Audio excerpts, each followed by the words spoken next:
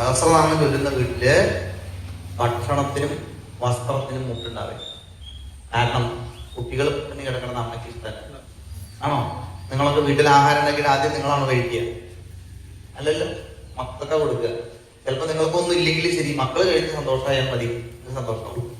അപ്പൊ ലോകത്തിന്റെ അമ്മയായ കാളിയുടെ അവസ്ഥയിലെത്തും. അപ്പൊ അമ്മയ്ക്ക് നിങ്ങളൊക്കെ സന്തോഷിക്കണം. അതുകൊണ്ട് ഒരു വീട്ടിലും പട്ടിണി ഉണ്ടാവാൻ അമ്മ ശ്രദ്ധിക്കും.